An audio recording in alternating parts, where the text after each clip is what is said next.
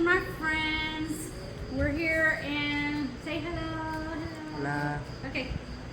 We're here in Guatemala and I'm doing a mission trip, and so that's why I'm here where I'm at. But today I'd like to talk with you about the persuasive aspects of Texas abortion policy, an extremely significant topic in the realm of political persuasion. In this speech, I'll present the findings of my original research where I applied the elaboration likelihood model, the ELM, to analyze the communication strategies of stakeholders on both sides of this contentious issue. Before we dive into the specifics, it's essential to recognize the profound impact of persuasion when considering politics. Political persuasion is the lifeblood of democracy. It shapes our beliefs, our influences, our decisions, and ultimately guides our society. It's the art of convincing people to see things from a particular perspective, and understanding this power is crucial to be an informed citizen. So to conduct this research, I employed a qualitative approach. I gathered a diverse range of communication materials from stakeholders on both sides of Texas abortion policy. These materials included speeches, advertisements, social media campaigns, and policy statements. I then applied the principles of the elaboration likelihood model to analyze the communication strategies within these materials. So specifically, I assessed the presence of central and peripheral route cues in the messages and how they influence the audience's attitude formation and decision making.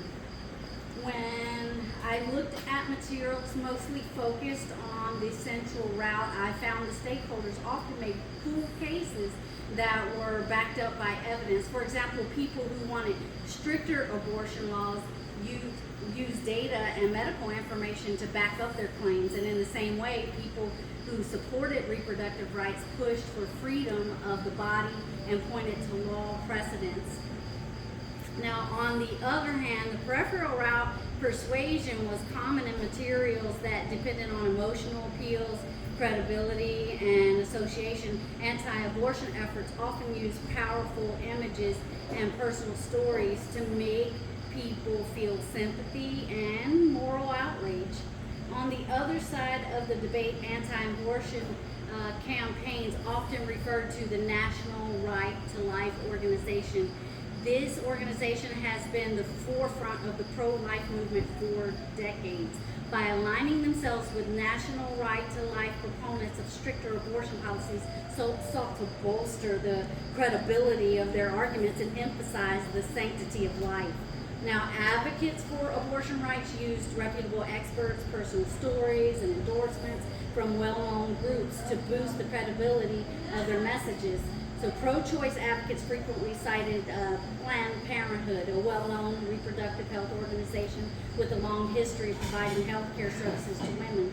By associating their cause with Planned Parenthood, they aim to enhance the credibility of their message and highlight the importance of accessible health care services, including abortion.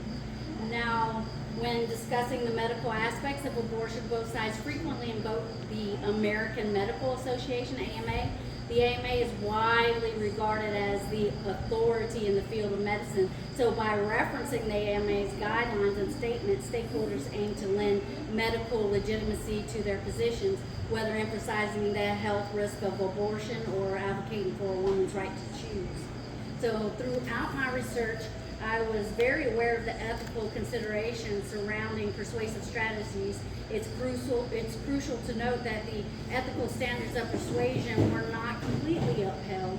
While some stakeholders adhered to ethical principles of truthfulness, transparency, and respect for autonomy, others resorted to manipulation and fear tactics. So in conclusion, this research has provided valuable insights into the persuasive aspects of Texas abortion policy. It revealed the intricate interplay between central and peripheral route persuasion strategies employed by stakeholders.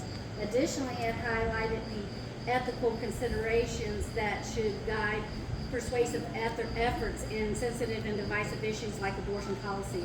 So understanding these persuasive techniques is essential in order to be informed citizen. It allows us to critically evaluate the message presented by various stakeholders and discern the merits of their arguments.